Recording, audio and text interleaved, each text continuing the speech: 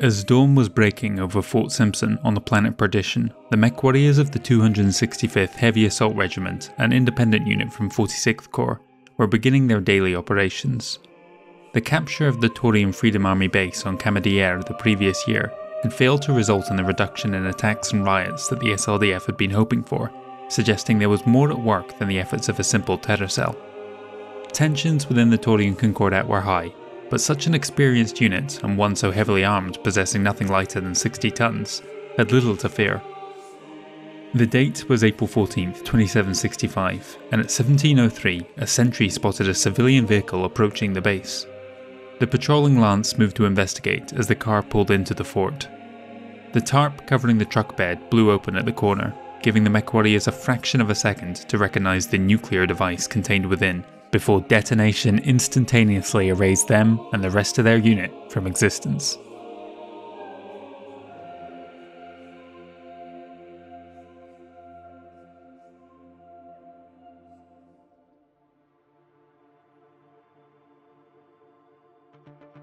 As news of the attack spread, the citizens of the Taurian Concordat took to the streets to celebrate the defiant act of self-sacrifice made in the name of freedom from their Star League oppressor. 2 days later, the announcement the SLDF had been dreading came. Predicted by Admiral Noramboli some 32 years earlier, on April 16th, New Vandenberg and 17 other Concordat planets seceded from the Star League. Recently arrived on New Vandenberg to assist the Asta Division was the 1st French Regiment, one of the most storied units within the SLDF, dating all the way back to pre-spaceflight Terra. They were acting as an honour guard for Commanding General Kerensky himself, who had come to the infamous world in a last-ditch attempt to avoid carnage between the two factions. Unbeknownst to the SLDF and the Taurian militia, also present on the world embedded within the latter, were a pair of individuals who had a secret mandate, Operation Torch. The spark that ignited the Periphery Uprising was the Fort Gorky incident. On April 16th, an unfortunate Star League patrol broke down outside the Taurian base, and before anyone understood what was going on, the two infiltrators had opened fire, killing the infantrymen. This was the point of no return, as was fully understood by the 1st French's commander, Lieutenant General Dominique Pétain, who in a desperate last attempt to avoid the war had her entire unit go into lockdown and not retaliate. Sadly, the militia regiment mistook her actions as waiting for overwhelming reinforcements, and so launched what they believed was their only chance at survival, an all-out attack on the SLDF. All across New Vandenberg, irregular forces and the rest of the planetary militia took up arms against the Star League and attacked their positions. Kerensky himself came perilously close to losing his life, but was able to escape from the immediate ambush. From there, he headed to the location of the 7734th Battle Regiment. Within the Star Vikings base was one of the state-of-the-art Atlas II battle mechs, which Kerensky himself made full use of to hold off the attacks until rescue came.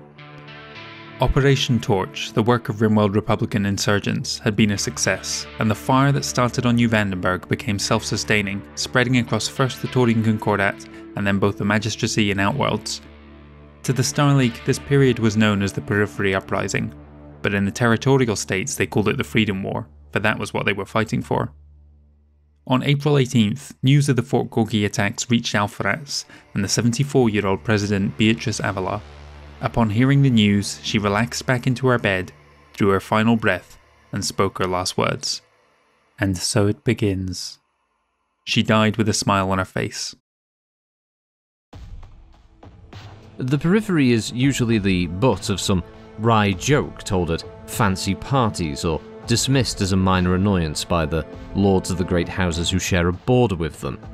With the wounds, though, of the Reunification War still fresh in the collective memory of these smaller states, those of the Taurian Concordat, the Magistracy of Canopus, the Outworlds Alliance, the fires of rebellion would start to burn bright, and it wouldn't take much to start a blaze that would engulf the entirety of the Periphery and bleed the forces of the League dry of men and materiel. Many historians have debated the causes and the outcome of the Reunification War, what led up to it, how it was pursued, and the aftermath.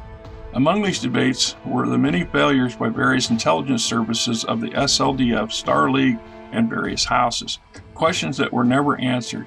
How did the massive buildup of the Rimworld's Republic go unnoticed?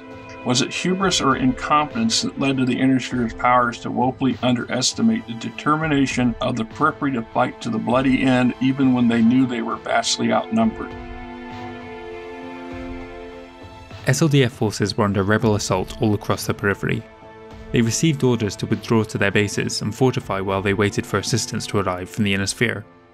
This conflict had been anticipated for some time, and there were numerous contingency plans to account for it. 10th Army was the first to mobilise, and the first independent regiments were set to arrive in the Magistracy of Canopus in early May. The secessionist planets, of which there were already many more than the initial 18, had withdrawn from the Star League, but not their respective territorial states. The Periphery governments were public in declaring this an internal matter and warned the SLDF to stay out of it. One particularly violent incident happened above Taurus itself. The flagship of the SLN's 111th Line Squadron, the Texas-class SLS Nebraska, had been stationed in orbit for some years as a constant reminder to the Concordat of the Star League's reach. On a routine supply lift, a vessel packed with explosives was smuggled aboard the dropships bound for the Nebraska. As soon as it transferred across, it detonated, obliterating the ship from within. One of the broken fragments would collide with the nearby SLS Cairo, causing significant damage. This proved a rallying cry to Periphery denizens everywhere, and more flocked to the cause. At this hour, the MAF, AMC and TDF remained apart from the fighting, save only local garrisons going against orders. The majority of the attacks were coming from irregular forces and occasionally the planetary militia.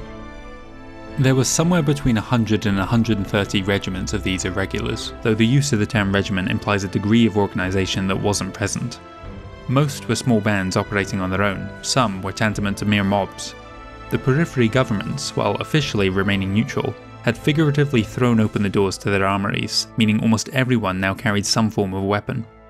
Additionally, it was estimated that around 40 regiments of the Periphery militaries were engaged in the fighting, acting without orders but with tacit approval. The SLDF armies still outnumbered them significantly, with 21 divisions and 30 independents apiece, save for 19th Army who had lost a regiment in the Fort Simpson blast. Unfortunately, the SLDF's morale problems peaked in the early days of the uprising, and the units dissatisfied with the overbearing Star League exploitation of the Periphery decided that they'd had enough. Dozens of units deserted and refused to fight. Worse, almost 30 regiments took this opportunity to go rogue and join with the Periphery rebels fighting for independence. For the average regular army grunt, the first sign that something more serious was going on was when they stopped receiving orders from their corps commanders, then division and brigade commanders. All across the three fronts, targeted strikes were being made against the headquarters units of each of the SLDF armies deployed within the Periphery. These headhunter units were the first elements of the secret army to arrive from deep space, and were some of the few equipped with modern technology. They had only modest success, but even when they failed to assassinate the generals, they regularly succeeded in disrupting communications between the command staff and their frontline troops. Operation Guillotine, as these strikes were known, was the second phase of the Rimworld's master plan that began in 2765 and heralded a major escalation in the Freedom War. Beginning on May 9th, the seemingly endless hordes of the Secret Army began pouring in from all angles and caught the regular army flat-footed. Isolated in their forts spread out across the territorial states and left without orders, the SLDF was gradually overwhelmed and overrun.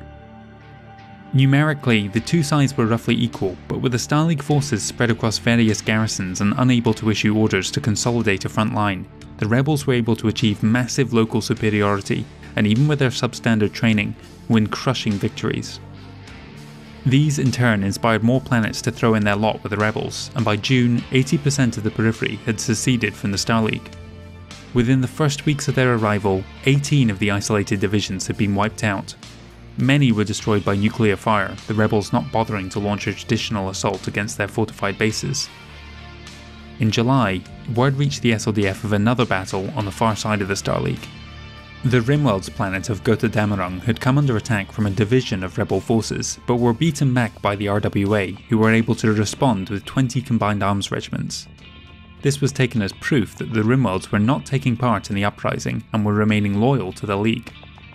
Some raised questions as to why the Secret Army had only a tenth of the manpower seen in the other realms, or why they had attacked such a heavily defended world that would see them outnumbered 2-1, but given that the Republic had a history of rejecting and violently suppressing the Periphery freedom movement, and that the Secret Army had already demonstrated a lack of leadership, it was perhaps not that surprising. Of course, what we know now is that Amaris himself was behind the Secret Army, and so was never at risk. But why commit any forces at all? The truth was that he didn't. The entire Götterdämmerung Affair was a staged event orchestrated by Samir Njari, the Rimworld's Minister of Communications. All of the reports and footage that came from the battle were fabrications meant to fool the Star League into thinking they were on the same side, a task that they ultimately succeeded at. Samir was not just the CEO of Apollo-based Njari Communications and minister within the Rimworld's government, he was also a childhood friend of Stefan Amaris. That connection made his final role all the more significant. He was one of the governing council within the Cryptia. Njari had been instrumental in crafting the president's public image, which had won him such support within his own realm and among the Terran elite. Of the 5 highest members within Amaris' inner circle, he was the one closest to Stefan. By the summer of 2765, the tide was starting to turn in the Periphery. The Secret Army had lost the element of surprise, and though casualties were significant, more reinforcements were arriving from the Inner Sphere. To orchestrate these new deployments in hostile realms where the established command and headquarters units were already knocked out, new army groups were established for each front. The old Centrella, Avalar and Calderon commands were disbanded, whereas Army Group Amaris remained as a headquarters unit only for the moment. 11th Army Group consisted of the 3rd, 4th, 6th and 7th. 10th Army was joined by the 9th, 12th and 13th and became the 12th Army Group, and the 13th Army Group was assigned the 15th, 16th and the free-floating 20th. As they reached the besieged units from the 17th, 18th and 19th, their commands would be gradually rolled into the new army groups. Naval support came in the form of the 5th through 19th fleets, who were all deployed to one of the 3 rebellious territorial states, while 20th was held in reserve. This radically shifted the balance of power within the Periphery in favour of the SLDF.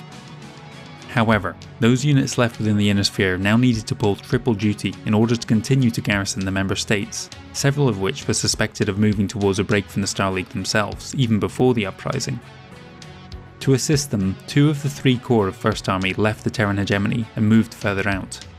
This left only 1st Corps with the responsibility of guarding the core worlds, a meagre 36 mech and 43 conventional regiments to defend the most important planets within the Star League.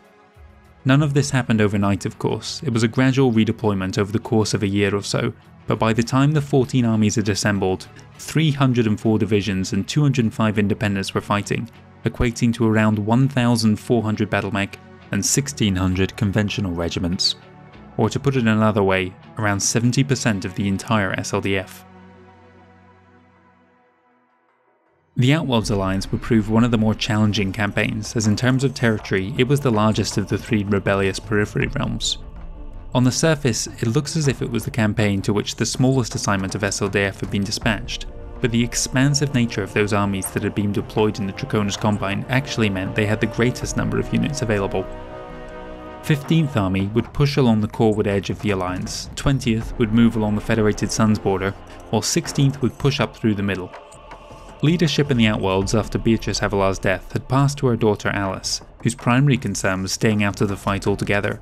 This didn't sit well with several within her government, and soon her brother Simpson was being talked about as a potential rival.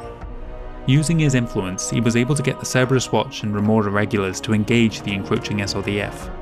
Though reasonably experienced and equipped by AMC standards, they were outmatched, overrun and destroyed. Soon, the 16th Army and a detachment from the 20th were advancing on the capital Alpharats, finally achieving what General Amos Forlow had set out to do almost 2 centuries earlier. This brought them into contention with the veterans of the Avalar Guards and Chairman Jern's Alliance borderers. Despite a determined defence from them and the many divisions of the Secret Army, they were eventually overwhelmed. The Alliance capital fell in December 2765. Just as the Rimworlds had fought a civil war concurrently within the reunification conflict, the Outworlds Alliance experienced their own internal power struggle during the uprising. Alice Avalar never seemed to grasp that her people were prepared to fight and die for their freedom, something which drove many into her brother's camp. In 2772, he launched a coup against his sister.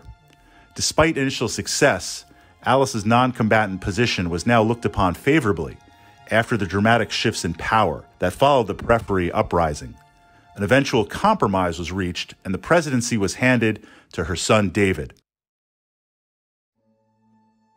Commanding 12th Army was Admiral Joan Brandt, the former Director of Naval Command, resigning her role to take active leadership of all 1,020 warships deployed across the periphery. Her orders were for the 12th and 13th Armies to occupy the worlds immediately to Canopus's flanks and act as a staging post for the 9th and 10th Armies to push deeper into the Magistracy. The MAF officially remained apart from the conflict, but isolated strikes from the chasseurs à cheval were common. Their counterparts in the Fusiliers maintained more distance, however, and wisely avoided further conflict, unlike the 2nd Canopian Cuirassiers, who were destroyed. The rebels received more unofficial support from the Magistracy in the form of 12 mercenary regiments hired on by House Centrella within the last year. These were used to harass and raid Starleague supply depots and slow the pace of their advance. This was a similar strategy to the one they had employed during the Reunification War. Mercenaries in 3025 are a ubiquitous part of modern warfare, but it wasn't always this way. It was the formation of the Starleague and the mandatory drawdown of member state militaries that first led to the creation of many of these mercenary bands, the use of which increased dramatically during the Third Hidden War. But it was the fall of the League that they truly established themselves as an essential part of a nation's forces, with close to 100 regiments fighting in the final decades of the Starleague. Alexander Kerensky took personal command of the Taurian theatre himself. He was supported in this task by Deputy Commanding General and longtime trusted friend Aaron de Chevalier. To the spinward end of the Concordat, he tasked those armies recently arrived from the Federated Sons, who began their assaults in the Damascus and Perdition unions. Their ultimate goal was to regroup on Serenity, thereby isolating a large chunk of the territorial state. This brought them into conflict with the Perdition Guards of 3rd Corps and the Damascus Legionnaires of 4th Corps, though few units within those organisations were SLDF standard. 6th Army moved into the far anti-spinward edge of the realm, the Brinton Union, and ran afoul of the TDF 1st Corps, the Brinton Defenders. Like their compatriots on the other end of the Concordat, these were only moderately experienced and equipped troops.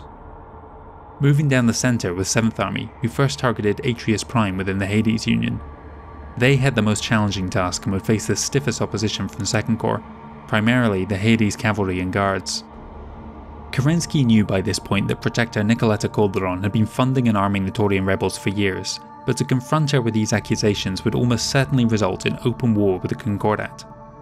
As it was now, the Taurian government was trying to keep up the pretense that those TDF units engaged in the fighting were doing so out of misplaced patriotism and were acting without orders. Ultimately, calling Calderon on her duplicity wouldn't change a thing for those she had already given approval to, and would simply make the SLDF's task all the more difficult.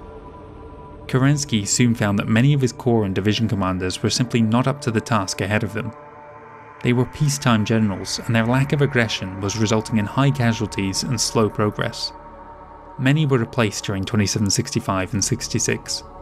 Even at the top step, Admiral Harman Kumar retired after 6th Fleet's near destruction at New Ganymede and was replaced by Ilse Juan Sanchez, and 3rd Army's General Cornel Stanger was forced to step down due to health concerns. His replacement, Jack Lucas, had only just made Colonel at the uprising's outset, but his ruthlessness and efficiency jumped him ahead of the pack of 1- and 2-star generals above him, becoming somewhat of a protege to General de Chevalier himself. By the end of 2765, 98 divisions had been involved in the Periphery conflict. Around 2/3 of those belonged to the 3 armies that had been garrisoned there at the start of the year, of which there was now very little remaining. Approximately half of those 98 divisions had either been destroyed or were rendered combat ineffective. 17th through 19th had suffered somewhere in the region of 75% casualties, an appalling loss for the SLDF. New recruits were barely keeping those units afloat. However, with the bulk of 10 further armies still streaming over the borders, the territorial states were finding things increasingly stacked against them. In 2766, new troubles were developing within the Starleague. The Periphery Liberation Movement began a second wave of bombings within the Heartlands, targeting over 100 planets, 80 of which were within the Terran hegemony itself. This was the last straw for the First Lord Richard Cameron, who decided that the time had come to invoke the Humanities Homeworld Defense Act.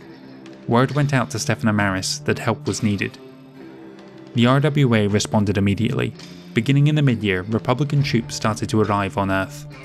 The honor guard for this new wave of reinforcements was the elite 4th Amaris Dragoons, led by Colonel Zat Dag.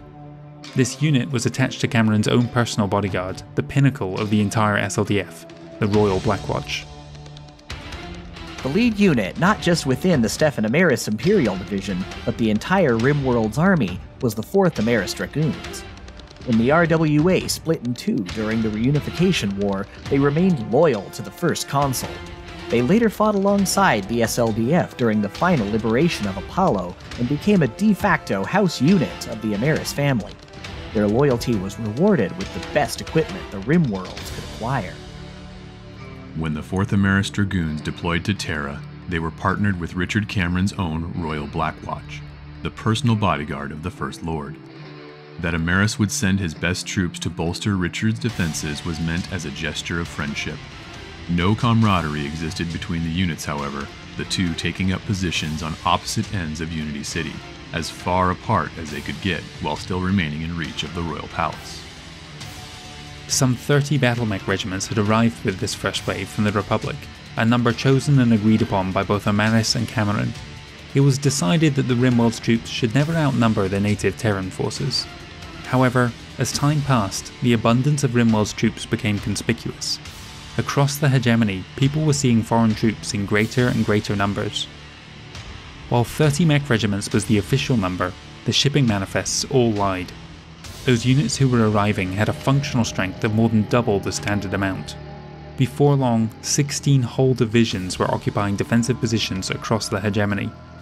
In command of this massive deployment was Amaris' most trusted RWA general, Patrick Scoffins. In addition to Scoffins' troops, a further 8 divisions worth of mercenaries had been quietly moved into the Hegemony, led by General Lagos. They wore no uniforms at all, their weapons stored in hidden caches. This gave the Rimworld's aligned forces a 3-to-1 advantage over First Corps. Only on New Dallas were these mercenaries identified and imprisoned, putting the SLDF presence on that world on high alert. Many veterans of the Hidden Wars would go on to operate irregular forces on their home planets after retirement. One such group was the New Dallas Rangers, whose performance and loyalty to the League could more than match any surviving and serving SLDF unit.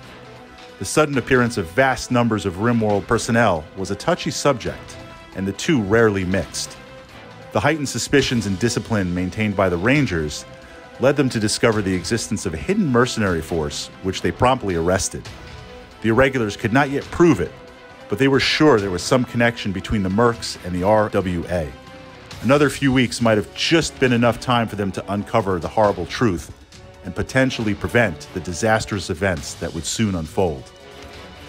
The gaps left by the departure of 10th and 21st Corps were plugged by these new troops. Over a period of 6 months, the RWA gradually moved into more and more of the castle's brine that littered the realm, until over half were under their control. The information they had learned about these facilities after the withdrawal of 20th Army from the Republic allowed them to quickly bring the bases back online. Furthermore, the RWA was gradually infiltrating administrative branches of the Star League, and evidence of those surplus troops were being scrubbed from the systems wherever logged. Amaris' early support within the Hegemony had come through flattery, but as he began to exert his influence through the appointment of his allies to positions of power within the government, this transitioned into a more insidious form of control. Those who were not aligned with his faction could find themselves facing ever greater obstacles in their daily lives or business operations. The surveillance state he had built for himself at home had worked wonders, and Amaris sought to do the same abroad. Blackmail was not off the cards in ensuring the cooperation of those whose support he needed. Subverting the Bureau of Star League Affairs had been a long-time goal of Amaris, something he had been using his influence to work on for years. In 2764, he had managed to appoint Duke Khalid Ueno as the director of the entire organization, a major coup for the Amaris faction. One of the new governmental positions he created was the Office of Doctrine and Policy, with director Lisa Outerbridge at its head. She'd been Stefan's woman behind the scenes in the Hegemony and Star League government for a few years by the outbreak of the Periphery Uprising. Lisa was a Free Worlds national whose personal history had caused her to become deeply hateful towards both her home realm and the Star League at large. Outerbridge's OPD was responsible for ensuring the various decrees of the First Lord, and by extension Amaris, were carried out, assigning members to every government department within the Hegemony in order to do so. The other advisors closest to Amaris were intensely distrustful of the non-Rimworlder, but her proven loyalty won her a place as one of Amaris' elite 5 within his inner circle. These 6 were the architects of the Star League's downfall. The deployment and gradual takeover of so many core positions as part of Operations Harmony and Shadowplay were more or less complete by the end of 2766, leaving only one final phase, Operation Apotheosis. 2 men of note were becoming increasingly alarmed at this development, though the full scale of the shift in power remained for the time unknown to them. The first was Alexander Kerensky, who was urgently pleading with Richard Cameron to seek aid from other loyal member states such as the Federated Sons and Lyran Commonwealth, and not rely exclusively on the Rimworld's Republic, a suggestion that the First Lord deigned not to take him up on. The second was one of the Star League's arch-rivals, the coordinator of the Draconis Combine, Takiro Kurita. The ancient statesman was 120 years old in 2766, and had taken notice of Amaris' suspect maneuvers. His grandnephew, Drago Kurita, was their ambassador to the Star League, stationed at Unity City with his wife and 4 children. He had kept his coordinator well informed of the developing situation on Earth. Slowly, Takiro began to realise what was going on. Surrounded as he was by 2 neighbours with whom his realm had shared a violent and bloody history, there were few he could turn to with his suspicions. This reputation wasn't undeserved. The Combine had on numerous occasions invaded their neighbours, and had been especially active during the Third Hidden War. What had been lost in the confusion of that conflict though was a number of false flag operations orchestrated by the Rimworlds to keep 2 of their neighbours at each other's throats, and not turning their attention elsewhere. Furthermore, the movement of DCMS forces towards their borders the previous year had been exaggerated by Amaris' agents. Those emissaries that did leave the Combine were viewed as some part of a Kuritan trick, the warnings they carried dismissed as being the first part of a Draconis Combine breakaway. Internally, however, Takiro gave orders to begin the slow withdrawal of all Kuritan-affiliated personnel within the Hegemony, and a gradual redeployment of DCMS troops to that border. To maintain the pretense that nothing untoward was going on, Drago Kurita remained with his family on Terra in his role. The eventual defeat of the Periphery Uprising was inevitable from the outset. The question was simply how long the fiercely independent realms would continue to fight. The Reunification War had shown just how much they would be willing to sacrifice in the name of freedom. By the end of the second year, their slim hope of victory had vanished. But the fear remained within high command that the ruling families would issue a call to arms, prolong the conflict, and require the SLDF to once again unleash atrocities in order to put an end to the fighting. Back in the Periphery, the Outworlds campaign was continuing on to its next phase. 15th Army had reached and occupied large parts of Trader's Domain, something that the Green Trader Sentinels were totally incapable of preventing. 16th pushed through the Onverwacht province and were engaged by elements of the Onverwacht Guards and their neighbouring Blomstein demons. On the Spinwood end, 20th Army advanced into the Balagora province and were challenged by the native Balagora Fusiliers. What was left of 18th Army had been liberated by this point and joined the fight in pushing Spinward. By the end of the year, around 60% of the Alliance was back under Star League control, but it had come at a heavy cost. The regular army had deployed 492 battle mech and 585 conventional regiments to the Outworlds, a grand total of 1,077 regiments. Of those, including a small number of defections, 445 had been disbanded or destroyed, most from the now virtually non-existent 18th Army. They had faced an estimated 202 regiments of irregulars, militia, turncoats, secret army masses, and the occasional strike from the AMC itself. Their losses were somewhere in the region of 180 regiments. The Outworlds campaign would ultimately prove to be the most brutal of the 3 uprisings, leading to the highest number of civilian deaths. 20th Army in particular vented their frustrations from being kicked out of the Rimworlds on the local populace. This also resulted in them receiving the highest number of casualties of any SLDF army, and a reprimand from Kerensky. Still, things were progressing at an acceptable rate. and early plans were already anticipating a phased withdrawal by the end of 2768. Admiral Brandt dispatched the more mobile armies from the Free Worlds League military region deeper into the Magistracy. Her campaign was also proceeding at a satisfactory pace, but they faced new resistance when most of the People's Volunteers joined with the Secret Army in the rimward half of the territorial state. Brandt began drawing up plans for a landing on Canopus, with the remnants of the 17th Army requesting to act as vanguard, still unsure whether this act would trigger the MAF to openly declare war. The invasion was penciled in for mid-2767. The Admiral had the fewest number of regiments at her disposal, though not to any serious degree. 459 battle mech and 480 conventional for a total of 939. Her losses were also the lowest, though no less severe. 391 destroyed or disbanded. The greatest number of these, unsurprisingly, were from 17th Army, who had also suffered more defections than their equivalents within the other territorial states. The Magistracy had been able to field around 230 regiments in opposition, give or take a dozen of irregulars. Of those, around 210 had been wiped out. Kerensky's army group, not unexpectedly, was having a tougher time in the Taurian Concordat.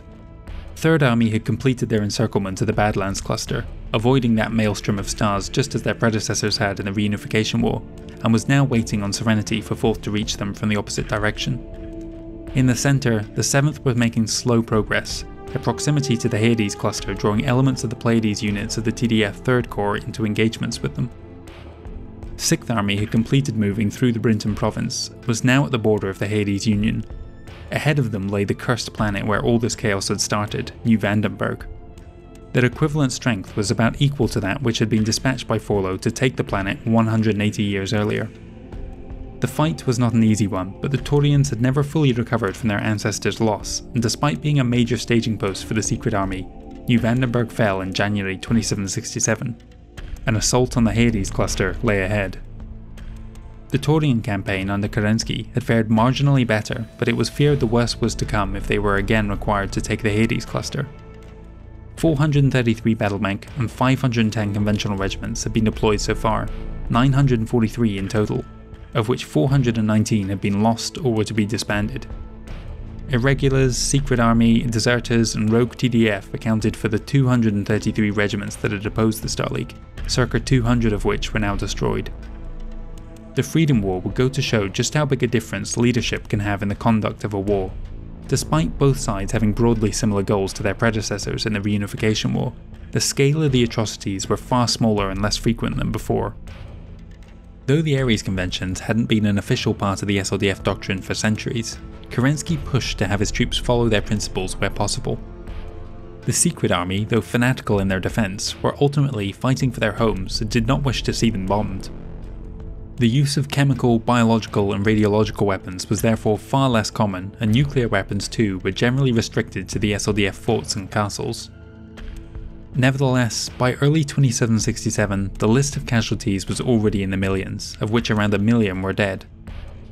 Across the three fronts, the Star League had suffered 1 million casualties, a quarter of which had been declared KIA. All told, the SLDF had lost about 30% of its strength in the first 2 years of the Periphery Uprising. Things were more extreme on the opposite side. Though only slightly more casualties had been documented at 1.3 million, 750,000 of them had resulted in deaths, and almost 90% of the Periphery combatants had been eliminated. There was one further development in 2766 which had the potential to change the course of Star League history. In February of that year, Richard Cameron's wife, Elise Graham, gave birth to their daughter, Amanda. Cameron had proven himself to be ill-suited to the role of First Lord, making several disastrous decisions in his short reign, but in the years since his marriage to Elise, his attitude and behaviour had mellowed considerably. Richard Cameron was a fantasist, a man clearly in love more with his books than the immense task of running the Star League.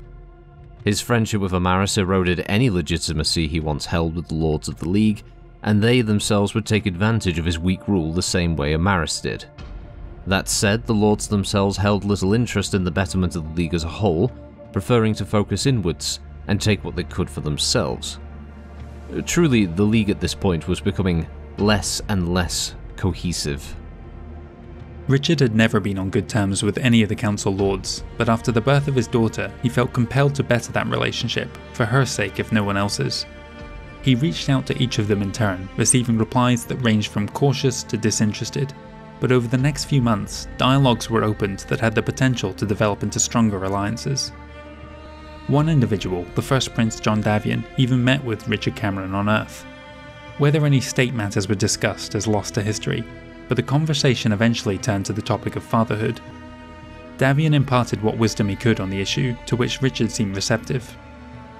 At some level, the First Lord must have sensed that something was wrong. By December 2766, only 2 battle mech and 6 infantry divisions were left within the hegemony, plus a mere 84 warships. The defence of Earth fell solely to the Zavahava division, and Unity City had only the Royal Blackwatch in garrison. Whether he was oblivious to the growing danger or was afraid to confront it, we don't know, but Cameron chose in that moment to privately appoint John Davion as the Infant Amanda's regent should anything happen to him. By all accounts, it seemed as if the Periphery Uprising would soon be winding to a close as it entered its 3rd year. The Secret Army had suffered incredible losses across all 3 theatres. So far, the territorial states had lost 600 regiments fighting the Freedom War. The SLDF had lost more than double that fighting against the Periphery Uprising, 1,255, many of those in the early days before the armies in garrison even understood what was happening. 10 entire corps had either been destroyed or suffered overwhelming casualties. The Stalag Navy had fared little better, as space was the preferred target for the Periphery's strategic weapons. 259 warships had either been destroyed or had been decommissioned. These losses weren't the only thing playing heavily on Kerensky's mind, however. After the victory at New Vandenberg, he dispatched a message to Richard Cameron to update him on the progress of the Periphery campaigns. He received no response. This didn't immediately cause him concern, as the two were not really on speaking terms. It was a rare day he actually did receive orders from the First Lord. Most of the SLDF response to the uprising had been on Alexander's own initiative. Word reached him not long afterwards, first of trouble with communications between the Terran hegemony and the wider Star League, then of a complete HPG blackout. One by one, the worlds of the hegemony were going dark, without apparent explanation. Ships were dispatched to ascertain what was happening within the core worlds. None returned. At the end of the month, the Hegemony Central Bank declined all SLDF payments, rendering the regular army and navy destitute overnight. On February 4th, 2767, Kerensky received an explanation. A message from the Inner Sphere, direct from Emperor Stefan Amaris himself. Operation Apotheosis was a success.